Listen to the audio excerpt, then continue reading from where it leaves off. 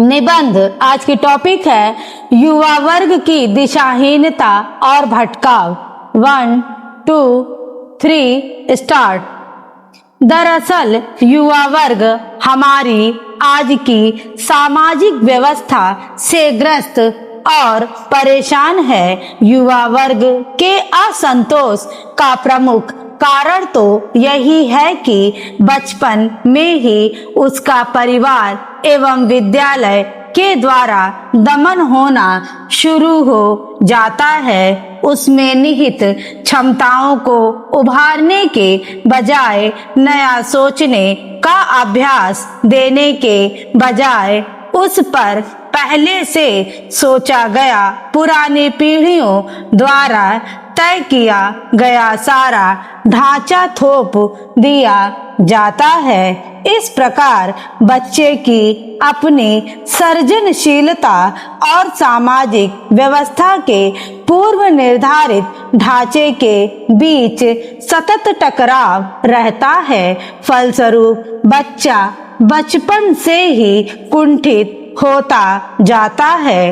प्राथमिक शिक्षा के बाद माध्यमिक एवं उच्च शिक्षा में उसका वैसे ही उत्साह नहीं रहता, क्योंकि उस शिक्षा व्यवस्था में उसके व्यक्तित्व का मौलिक ढंग से विकास करने की कोई प्रक्रिया नहीं है। उसकी अपनी इच्छाओं एवं सामर्थ्य को विकसित करने की गतिविधियां भी नकारात्मक प्रभाव वाली ही रहती हैं।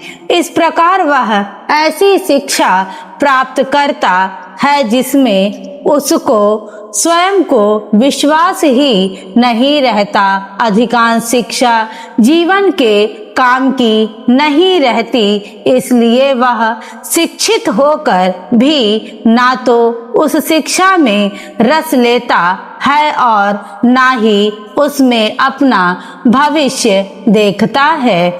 इस प्रकार शिक्षित नवयुवक का अधिकांश समय एक निरर्थक प्रक्रिया में फंसकर रह जाता है। समाज के प्रभुत्व वर्ग के द्वारा जो आदर्श रखा जाता है उसमें आपराधिक लूट खसोट, भ्रष्टाचार, बिना श्रम के पैसा बटोरने की प्रवृत्ति, श्रम का भारी अपमान आदि ऐसी स्थितियां हैं जिनको देखकर युवा वर्ग रचनात्मक दिशा में उत्साहित नहीं हो पाता। वह यह सब देखकर श्रम से विमुख होकर शॉर्टकट हथकंडे अपनाने की और अपने आप को भटका लेता है।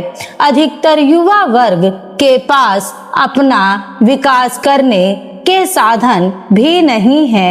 वह गरीब एवं अशिक्षित माँ बाप पर निर्भर हैं जो उसको समुचित शिक्षा नहीं दिला सकता तथा यक्तिचित शिक्षा होने पर वह अपने आप को बेरोजगारी के समुद्र में डूबता हुआ देखता है, जहाँ ना उसके पास पूंजी है ना कोई तकनीकी ज्ञान।